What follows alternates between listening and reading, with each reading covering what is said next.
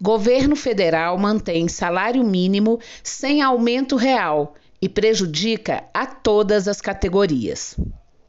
O salário mínimo está sem reajuste real há 4 anos. O que isso tem a ver com a educação?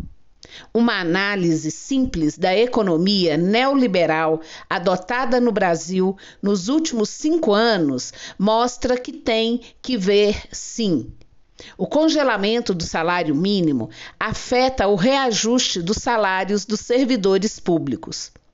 Quando não existe uma política de incentivo ao salário mínimo, isso acaba influenciando nos salários como um todo das demais categorias do país, o que implica no aumento muito grande da pobreza, da extrema pobreza e da miséria.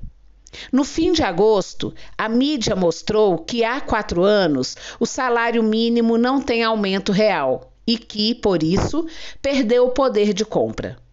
O salário mínimo é uma política pública e uma referência importante para os trabalhadores de baixa renda e aposentados do Instituto Nacional do Seguro Social.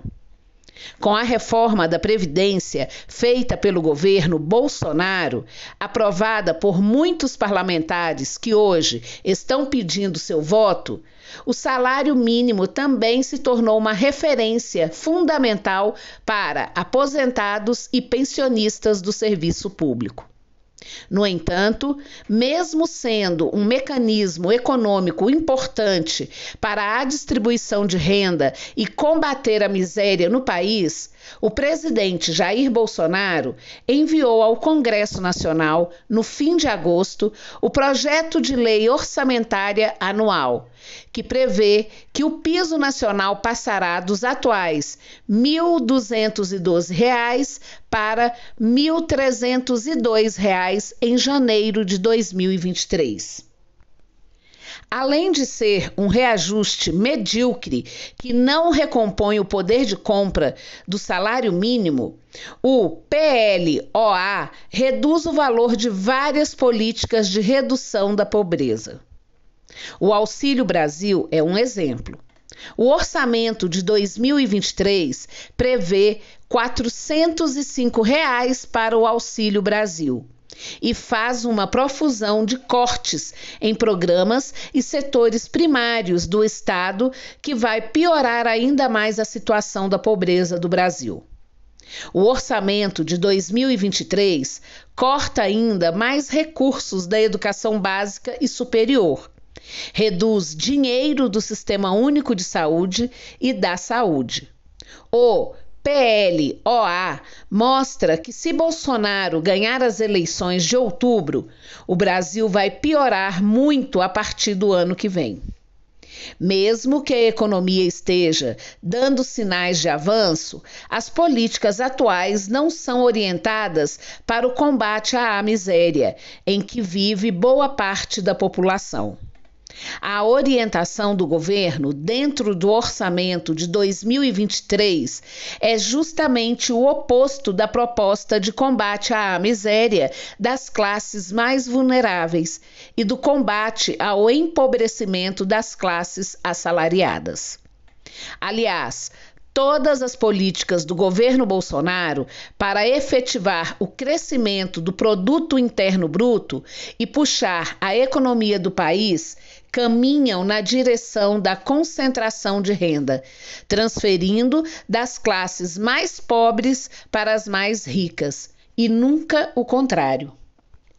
O melhor exemplo dessa falta de política do governo Bolsonaro é o que estamos vendo no orçamento público para 2023, encaminhado para o Congresso Nacional, que não prevê, novamente, depois de 4 anos, sem recomposição, nenhum crescimento real do salário mínimo.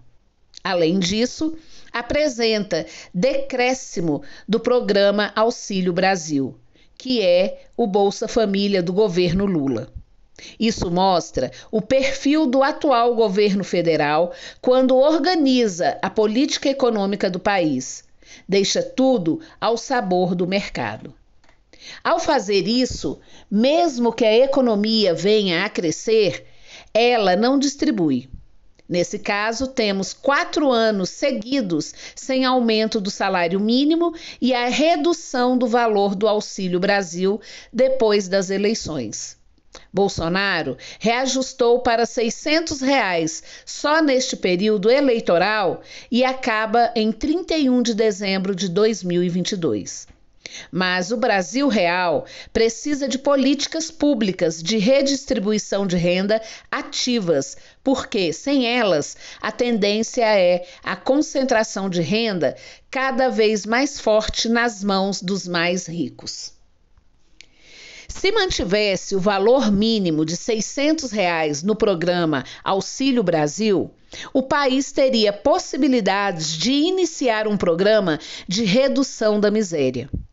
Quando a gente olha para a política do salário mínimo e do Auxílio Brasil, que são 2 mecanismos muito importantes para assegurar uma distribuição maior do dinheiro público para a população e o crescimento do país, vimos um Brasil mergulhado numa crise permanente para favorecer a uma classe muito rica e ao mercado.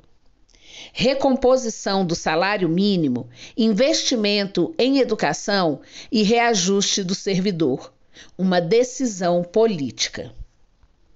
A recuperação do poder de compra do salário mínimo tem tudo que ver com a educação e a saúde pública e com o reajuste e a recomposição salarial dos servidores. E também está ligada à decisão política do governo eleito. É preciso ampliar e recuperar o salário mínimo em termos reais, porque ele é uma política econômica que interfere não só na vida de quem trabalha com carteira assinada, mas também, por exemplo, no trabalho do mercado doméstico. A população que depende do salário mínimo é justamente a que precisa dos serviços públicos. Ao não recompor o poder aquisitivo do salário mínimo, o governo atual mantém uma política econômica que não favorece a classe trabalhadora. Isso é comprovado quando analisamos os resultados das negociações dos sindicatos, que não são muito bons. Há pelo menos 5 anos, as negociações para reajustes e recomposições salariais têm conseguido tão somente uma reposição da inflação ou abaixo dela e, mesmo assim, casada com outras modalidades, como com parcelamentos de reajustes.